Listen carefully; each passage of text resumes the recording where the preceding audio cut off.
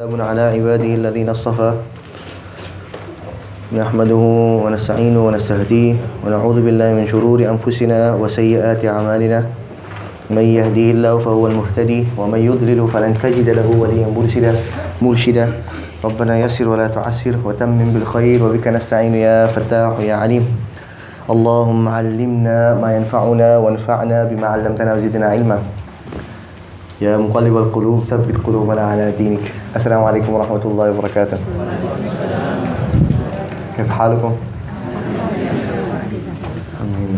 Is everybody happy because it's the end of term, or is it just something special today? Hey, I happy to see everybody. Alhamdulillah.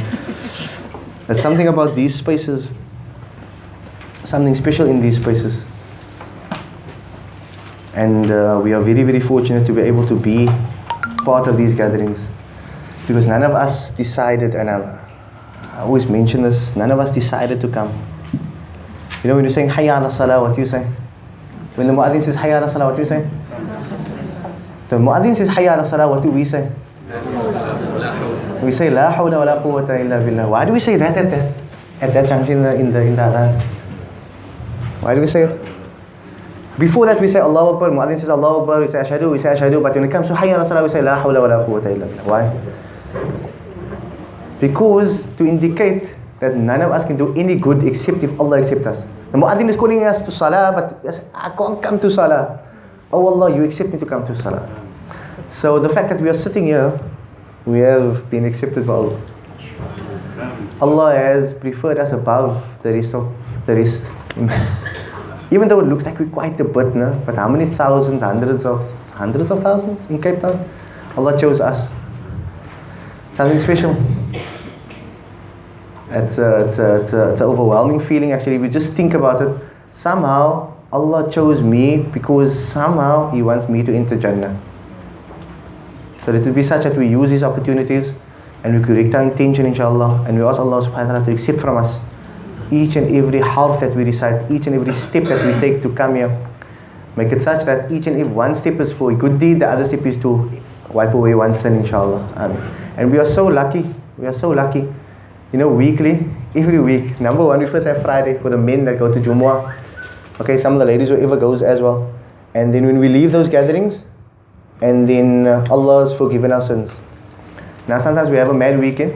Let's not say what happens. Friday, Saturday, then Allah says, okay, Sunday you also go to a gathering where when you leave these gatherings, your sins is forgiven. So imagine every week we're like newborn babies.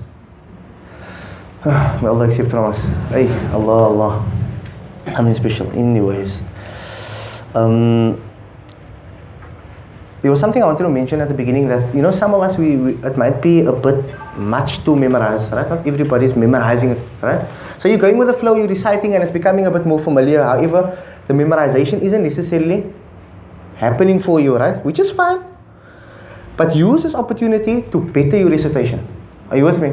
Because if you better your recitation here, there's not going to be hundreds and thousands of different words throughout the Quran. Are you with me? Allah will use synonyms.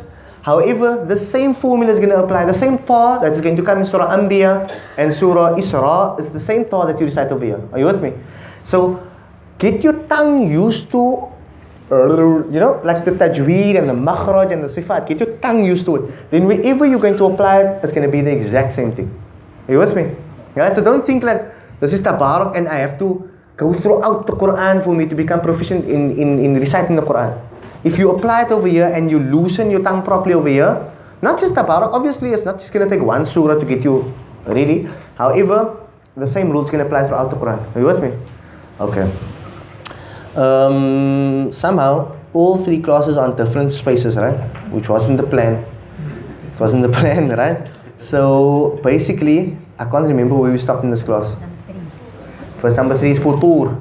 That's where I thought they stopped, but they went much further. I don't know how we do a half an hour here and a half hour there and do different things. But I speak less in that class because it's less cozy. You know what I mean? They probably, if you must describe the teachers, they probably describe a different teacher in that class and a teacher in this class, because the environment is so different. Amazing. Yeah, much louder over there. A'udhu billahi minash shaitan. Can we all recite al-futur inshallah together? There was a rule that I wanted to do. It's very difficult to do rules in that class because it's easier in that class for people to just go, like they're butchering words. They're not butchering words, you know what I mean? So it's difficult to do a rule because they're far away, that's the point. Alright? أعوذ بالله من الشيطان الرجيم. Okay, 1, 2, 3, everybody together, right? From أعوذ بالله. أعوذ بالله من الشيطان الرجيم. بسم الله الرحمن الرحيم. تبارك الذي بيده الملك وهو على كل شيء قدير. الذي خلق الموت والحياة ليبلوكم أيكم أحسن عملا وهو العزيز الغفور. الذي خلق 7 سماوات طباقا. Am I going too far? ما ترى في خلق الرحمن من تفاوت فارجع البصر هل ترى من فطور. Okay. There was just something I wanted to highlight, right? So, in the Quran, we find various mudud mads, right? We find various mads. So, if I ask you, this mad over here, how long do I have to pull it? As opposed to that one and that one. Which one? How long do I pull this one? Maaf. Okay, that's 6. This one? Okay, 2. This one? Okay, 3 or 4.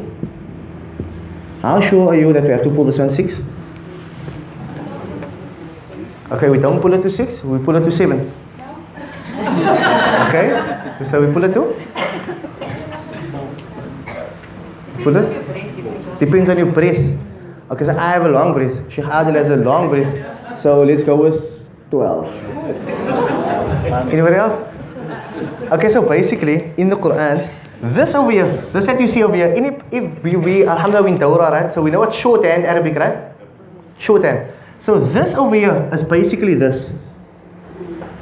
Who knows what that means? Mud. So those lines that you see in the Quran, it's just mud being written out in shorthand. Are you with me? It's just mud. The guys understand?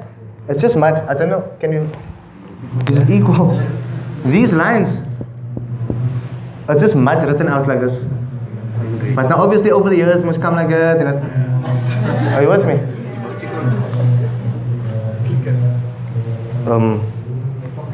In my pocket? No. Everybody with me? Alright? Okay. The reason why I'm mentioning this is وَلَقَدْ زَيَّنَّا السَّمَاءَ is going to come further on. So explain it, finish here so that we understand it, right? So وَلَقَدْ زَيَّنَّا السَّمَاءَ. Everybody see this?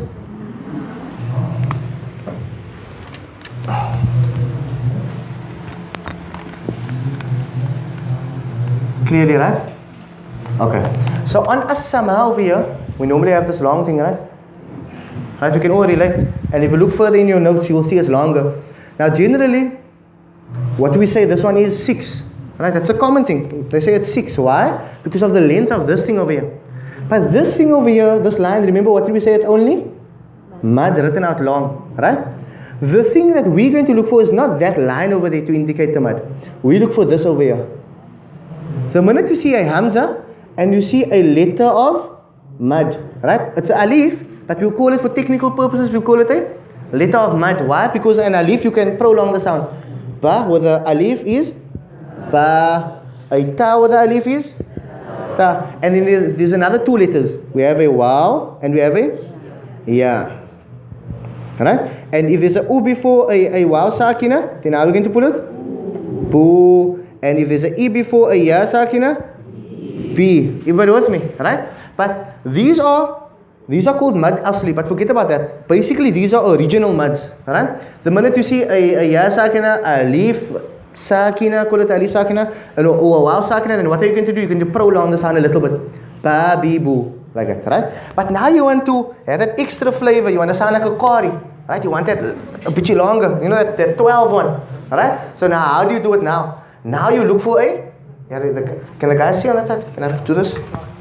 So now you look for a hamza. So if you see a letter of mud and you see a hamza, like in sama, now you will know that this mud over here is how long? Even though there's that long thing over here, you pull this mud 4. But with me, 4. How long do you pull it? 4, even though it's written like that. Even though it looks the same like the mud in Waladallin. Now the one in Waladallin we pull longer, but we'll get there again. Are you with me? For now, when you see a letter of mud and a hamza, you're going to pull it 4. That's number 1. The only difference is, for example, sometimes you find it like this, right?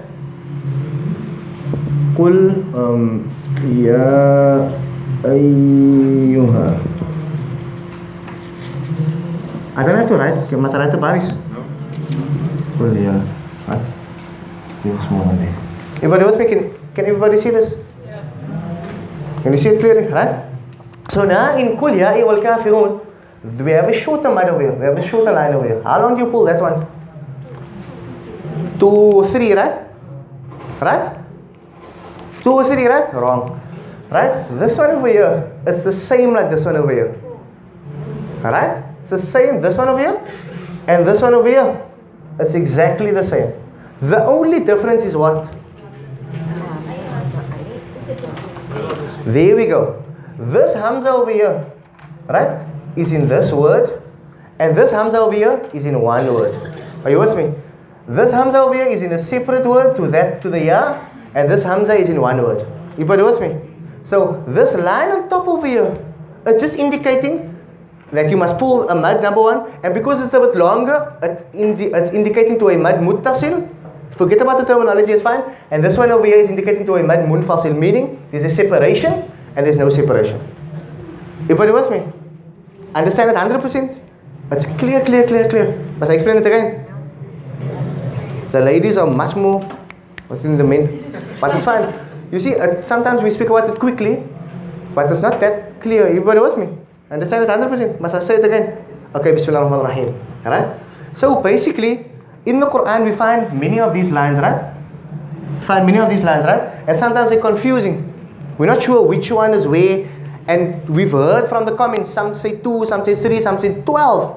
Okay, it was me. But I know it was understood to be 12 also, right? Some even say, nah, there's a baie lang mad.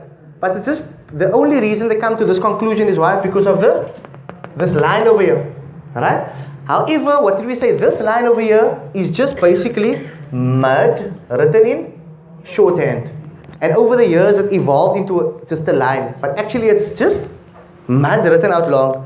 And you know what's the funniest now? Now you're not going to unsee that mud. Whenever you're going to see the line, you're going to think about mud. It's actually going to become irritating. But anyways. Are you with me? Alright? So now you're going to see mud all the time. So now we said, the mud that we're going to concentrate on today is this mud over here. Everybody with me? So this, firstly we look at the letter of mud. And what are the 3 letters of mud? Alif, Waw, and Ya. We can all speak Arabic, right? We're all fluent, mashallah, in grammar, everything. Alright? So we know the letters of mud. Boo, babi, boo. Alright? Now if you see a letter of mud with a sakin, obviously, right? And after it, there is a hamza. There is a hamza. Then you must know that this over here is going to be a mud. Whether you see that line on top or you don't see the line on top, this over here is going to be a mud. The only difference is, sometimes you find the hamza in one word, and sometimes you find the hamza in a separate word. So when you see the line, sometimes it's a bit shorter over here, it's fine. And sometimes you see the line over here, it's a bit longer, it's fine. It just indicates that this one over here is in one word, and that one over there is in another word. Clear? Sure? Jameel, mashallah. Can we continue with the memorization? What's the time? Anybody has time? 25 past again. Okay, what I'd like to do for the next 5 minutes is, inshallah, turn to your left or to your right, get a partner, inshallah, and then just practice. Right? So everybody's already familiar of how we recite, right? Isn't it? With some of the rules, etc., etc. So what you do is you try to not be difficult with your partner. but try to technically listen to them. If it doesn't sound right and it doesn't feel right to you, then correct them. Right? Then they recite to you. So do it twice like this. So basically, you will recite to them, then they'll recite to you, then you recite again to them, and they'll recite to you. Are you with me? So turn to your partner, inshallah, and then Bismillah for the next 5 minutes. The uncle just asked me a question before we conclude, inshallah, regarding qalqala. Qalqala. Next week, inshallah, we can cover the letters of qalqala. This week, I just wanted to explain to you there, alladhi khalaqa sab'a. That ba over there by sab'a. That's a letter of qalqala, a ba. Alright? So how do we read the ba? Is it sab'a or sab'a? It's neither of the two. Hey? Sheikh? Oh yeah. I said ba, no? I said sab'a or sab'a. So the ladies are like sab'a. No, it's wrong. It's wrong. No, it's all wrong. It's basically in between no qalqala and a fatha. A jerk, a bouncing, a echoing, a double sound, whatever you want to call it, right? There's different descriptions in different books, right? You find an English book and that's like the ikhtilaf we're going to have. But in this book it says echo, that book says double sound, right? But it doesn't matter. And it's important to understand from tajweed that the application of tajweed was first there, then the theory came from it. Are you with me? Not the theory first, then the application from the theory. So whatever you see in a tajweed book that you might have at home, whatever, they trying to describe a oral transmission, a application, a science of application. Are you with me? So they're all going to describe it different. Someone's going to say it's an echo, someone's going to say it's a jump, but they're all referring to something which is actually an oral transmission. Are you with me? Something which is said, not necessarily said from writing, if that makes sense, right? So the ba over there, sab'a. Sa-b-b. Okay, the lady said da'in.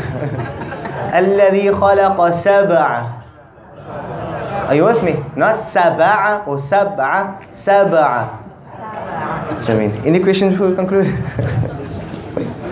No questions? Unless everybody understood whatever we've memorized today of nothing. Alhamdulillah. Jameel. I hope, right? What you should be doing at home is trying to apply whatever we've done somewhere else. It's like Surah Dukhan or something like that. So if you want to work the brain, you can do it somewhere else, inshallah. Right? No questions? Subhanallah wa bihamdihi, subhanakallahumma wa bihamdika, nashhadu an la ilaha illa anta, nastaghfiruka wa natubu ilayk. Subhana rabbika rabbil